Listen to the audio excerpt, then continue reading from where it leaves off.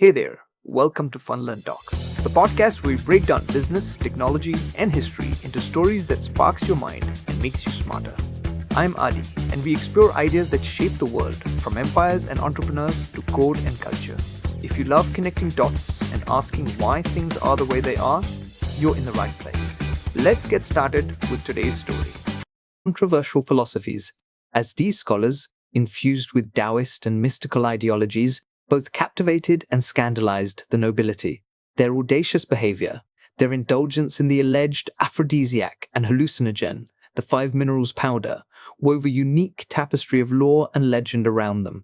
Such unbridled freedom and expression, however, did not sit well with everyone at court. In 249, purged by an unimpressed regent, the brilliant sparks of these freethinkers were extinguished in a brutal massacre. Meanwhile, outside the reaches of the palace intrigue, the seven sages of the bamboo grove symbolized a different kind of rebellion. Shunning courtly duties and societal conventions, these like-minded scholars and poets reveled in nature, engaged in spirited banter, and, of course, composed enduring poetry and satire. Their gatherings in a bamboo grove, teetering on the edges of intoxication and philosophical musings, marked a bold disdain for the rigid Confucian norms. They lived as Taoists, naturally aligning with the principles that celebrated spontaneity and individualism over rigid structure and conformity. Among these mavericks was Liu Ling, a figure who later came to be celebrated as the Wine Immortal. An episode recounts him, inebriated and without a stitch on, responding to shocked visitors with a cheeky retort about the universe being his clothing. His irreverence and zest for life left a distinct mark on the collective memory of those who appreciate a spirited defiance. Yet another raconteur in this group, Kāng, penned a witty critique of the life at court, vividly listing 7 specific grievances regarding the restrictive nature of officialdom, ranging from his dislike for ceremonial mourning at funerals to his discomfort in official robes. Kāng's candid confession about preferring the freedom of nature and personal pleasures over the stifling atmosphere of the court underscores a broader sentiment that resonated deeply among his peers. What we see in these narratives from over a millennium ago are not just tales of power and conquest, but vibrant vignettes of individuals who dared to live by their own rules. Whether in court or a bamboo grove, these figures of early Chinese history remind us of the enduring human spirit to seek out truth, beauty, and, occasionally, a good drink. Let's keep going, because the unfolding tales from these ancient times seem almost too rich and dramatic to be anything but the plots of novels. Yet, they're as real as history gets. Don't go anywhere. The life of Kāng, one of the 7 sages of the bamboo grove, is one entwined with rebellion and defiance. He loathed the mundane mingling with common folk and found working in official capacities a tedious affair. His brash honesty and criticism of established dogmas, especially those praising Confucius and the ancient sage kings, rendered him an outlier, a societal pariah in the eyes of some. This wasn't just a matter of a man who spoke his mind. It was about how his words cut too deep. When offered a court position by Shan Dao, another of the 7 sages, Kāng's scathing refusal wasn't just a personal decision. It was a radical counterculture manifesto that eventually resulted in his execution. Ordered by the Jin Emperor, the charges against him echoed through time, disturbing the times and confusing correct doctrine. It's haunting, isn't it? How 3,000 scholars pleaded for his life, yet it wasn't enough. Kāng's fate mirrors the repression faced by modern dissenters, showing us how history's dark chapters replay across time. Now, let's take a moment to zoom out to the larger canvas of history. The Three Kingdoms period, lasting a relatively brief 70 years. But oh, the drama it packed. Personalities clashing, battles blazing, and political intrigue weaving through the national psyche. The era's stories are immortalized, not just in authentic historical records, but have seeped into every pore of popular culture. From classical operas to the digital battlegrounds of Total War, Three Kingdoms, where gamers rally under the banner of unifying China. Interestingly, amid the political upheavals following the Jin dynasty's establishment, a tale of extraordinary personal courage and defiance emerged. The story of Hua Mulan, who disguised herself as a man to spare her elderly father from conscription, resonates a courageous echo of Kāng's defiance. serving 12 years on the battlefield without her comrades ever suspecting her true identity. Upon her return, when recognition and rewards came knocking in the form of an official post, she turned them down, choosing instead a life away from the limelight. The story of Mulan has evolved, filtered through centuries of retelling, each version crafting a distinct lens, some focusing on her feminine virtues and others her radical autonomy. And yes, those tuned into mainstream culture will recognize the Disney renditions, portraying a historically and culturally embellished figure. What connects the tales of Kang and Mulan is more than just a shared timeline. It's a resonant thread of standing tall against societal norms and expectations. Whether it's rejecting a lucrative governmental position on moral grounds or a woman breaking ancient gender barriers to protect her family, these stories from a turbulent period in Chinese history highlight an enduring spirit of resistance and personal integrity. Let that sink in. Amid chaos, there was courage. Amid oppression, voices rose, not just through the clashing of swords, but through the silent, steadfast defiance of individuals unwavering in their convictions. Fascinating, right? Let's keep going. Isn't it fascinating how the tumultuous times of early Chinese civilization spurred such rich cultural evolution? Picture this. It's the early 300s. The Northern Wei dynasty is trying to hold its ground, and because of constant warfare, a staggering number of people, about 1 million refugees, move south. These aren't just any people, but scholar officials, the very minds that shaped the Han civilization, now relocating to Nanjing.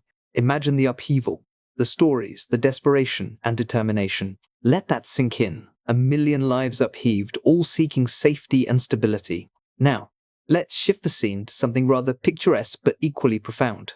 It's the third day of the third lunar month, a time for the Spring Purification Festival. Here, in 353, an event takes place by a peaceful riverside that would forever mark the richness of Chinese literature. At the Orchid Pavilion in what is now Eastern Zhejiang Province, a group of 42 scholars, including Daoists and free thinkers, decide to meet. What unfolds is not just any gathering, but one that involves a playful and poetic drinking game. Picture cups of wine delicately floating down a winding stream, and each time a cup stops, the nearest person must either compose a poem or take a sip. There's mirth, poetry, and the air is full of a collaborative spirit of artistry. One of these scholars, Wang Shiji, is so moved by this gathering that he pens the preface to the Orchid Pavilion poems, a piece celebrated not just for its heartfelt expression, but also for its beautiful calligraphy.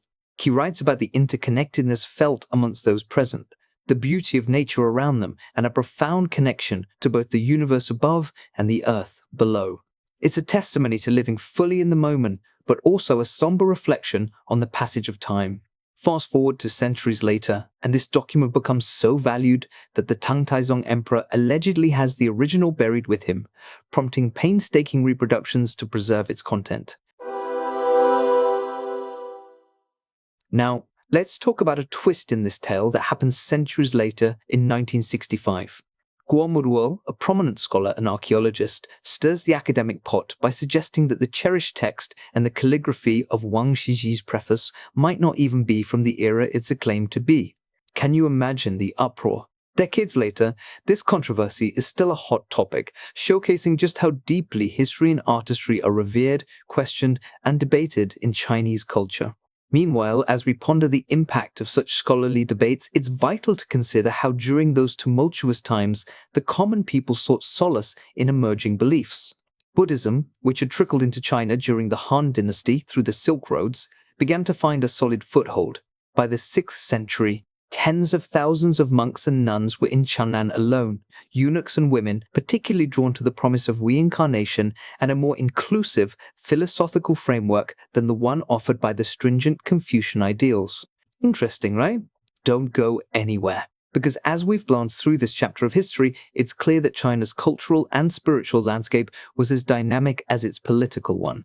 Through festivals, poetic gatherings, scholarly debates, and the spread of new religions, we see a vivid tapestry of change and continuity that not only shaped ancient China, but also left an indelible mark on the world's cultural heritage. Let's keep going, diving deeper into the layers of history and human experiences that make up this fascinating era. As we wrap up this chapter, Let's reflect on the profound transformations that shaped the course of Chinese history during these tumultuous periods. It's a journey through time marked by successive rises and falls, innovations and devastations, which have left an indelible mark on the nation's legacy.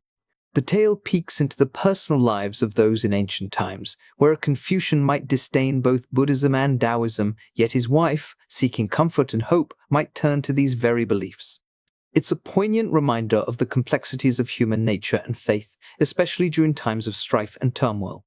Imagine the emotional and spiritual solace these practices offered amidst the chaos that surrounded them. In 420, we saw the collapse of the Jin dynasty, an event that catapulted China into an era known by many names, amongst them the 16 kingdoms of the 5 barbarians and the 6 dynasties. This period was not just a historical footnote, it was a canvas of relentless struggle and frequent regime changes, painting a picture of a society in constant upheaval. It's in this backdrop that the poet Dao Yuanming presented the idyllic Peach Blossom Spring, a utopia far removed from the grim realities of his world. Yuanming's creation wasn't merely a literary masterpiece, it was a sanctuary for the weary souls of his time, a concept that offered a mental escape from the harshness of their reality. By 509, a semblance of unity was restored under the Sui dynasty, marking the end of nearly 2 centuries of fragmentation. The Sui's ambitious projects like the Grand Canal symbolized the heights to which human endeavor can aspire, connecting distant regions and fostering economic growth. However, this achievement came at a harrowing human cost. Here's something concrete. Of the 5 million who toiled to realize this engineering marvel, only 3 million survived. This number might surprise you. Such a staggering loss hints at the relentless drive of the Sui rulers, but also at the immense suffering endured by the people. The Sui dynasty also innovated land management, introducing a system where land reverted to the state upon a cultivator's death. This prevented the rise of powerful landowning families and aimed to stabilize the central authority. Although this policy rejuvenated agriculture and spurred economic recovery initially, the dynasty's vigor faded under the weight of luxury and military misadventures by its second emperor. It's important to consider the environmental impact that followed. Along the vibrant but vulnerable banks of the Yellow River, the cumulative effects of land reclamation and deforestation escalated flood risks, leading to devastating floods. These were seen as ominous signs, perhaps indicating that the Sui dynasty had lost the mandate of heaven, an ancient belief asserting that an emperor's right to rule was divine and conditioned on their ability to govern well. As we have seen, public and environmental health often intertwined with political stability.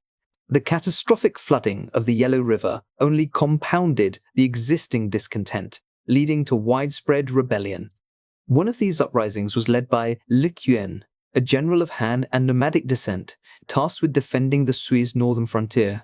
His successful conquest over the troubled Sui dynasty led to the rise of the Tang dynasty in 617, a new era celebrated for its cultural renaissance and openness to foreign influences. This number might surprise you, and let that sink in. The transformations these dynasties underwent were not just political, but deeply societal and environmental. The narratives of these times are a mosaic of human resilience, strategic foresights, profound sufferings, and cultural triumphs. So, what can we take away from all this? The historical epochs we have explored serve as profound reminders of the cyclical nature of human civilization. Periods of order followed by chaos, achievements shattered by failures, and the relentless pursuit of an ideal state. These lessons from the past resonate even in modern times, teaching us about the resilience needed to face our challenges and the wisdom to foresee the consequences of our actions on both society and nature. As we navigate through our histories, perhaps we can also find our paths to creating a better, more harmonious world. Thank you for joining me in this journey through some of the most formative epochs of Chinese history. Until next time, keep reflecting on the past to understand the present and inspire the future.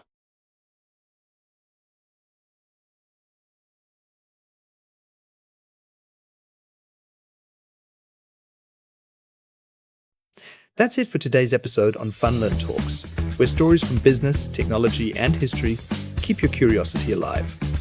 If you enjoyed the journey, make sure to follow, rate, or share it with a fellow curious mind. And hey, we'd love to hear from you. Drop a comment or connect with us online. I'm Adi, and I'll catch you next time, right here on Fun Learn Talks. Until then, keep learning, keep wondering,